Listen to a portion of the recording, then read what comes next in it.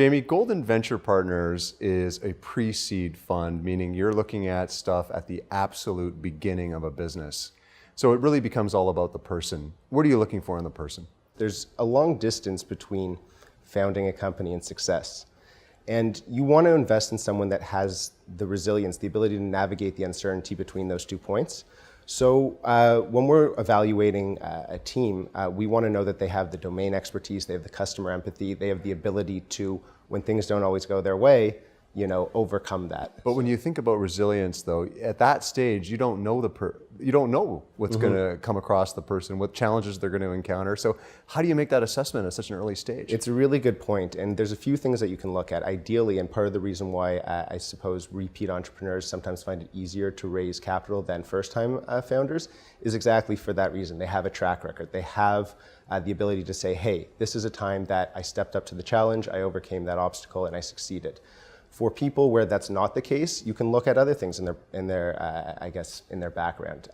We have some founders in our portfolio who are new to the country. They were, their parents were immigrants and they didn't come from the best backgrounds, and they still, pulled themselves up from their bootstraps and were able to go on to do. So you're sort of assessing where did they start really early in life, and where are they in life now when you first encounter them?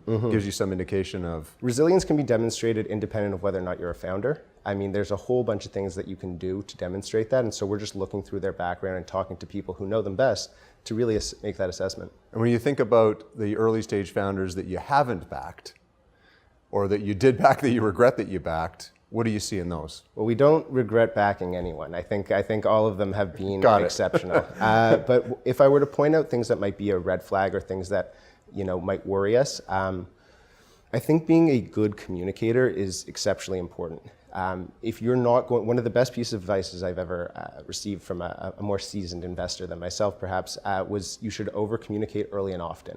You need to build that trust early in the relationship so that I have the confidence that you're going to execute, and that if things aren't going well, you're going to communicate that to me so that I can help. So on that note of communication, what are the 1 or 2 or 3 specific things you're looking for a founder to say? So it's not so much specific things I'm looking for them to say, because it's going to depend on the actual situation, but there are things that they can do to structure the relationship more effectively. So the first thing I do after we make an investment is I sit down with the founder and I say, okay, what are the KPIs that we agree should be reported every month? That way we have a agreed upon or mutual understanding about, what exactly are we talking about? What are the benchmarks that we're striving to achieve? So one piece of advice is to sit down with your investor and figure out, hey, how are we going to figure out whether or not things are moving in the right direction? And what else in terms of the communications you're looking for before you go in the investment? It's a bit of a dating process when you're first meeting an entrepreneur up until the point that investment happens. So in that period before, it's really, are they responsive? If I send out an email and it doesn't, I don't hear back from them after a week, I take that as a clear indicator. This isn't the kind of person that's going to have the sense of urgency I need. Exactly. Because this is a portion of the relationship where you're really trying to impress one another and really trying to be on your best behavior. And if this is the sort of expectation that they're setting now, what are they going to be like later?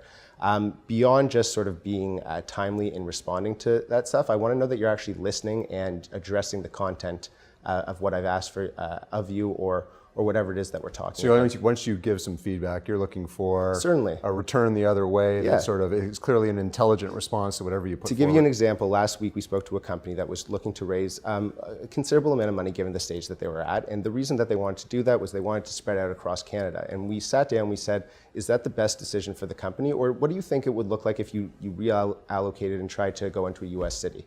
And they came back to us, no question, we didn't ask them to do this, but they came back the next week and they had built out an entire sort of financial model that articulated exactly what they would need to achieve US expansion. I was like, wow, those guys took it to heart, they really thought about it, and they came back with something. So I thought that was a phenomenal example of an excellent communicator.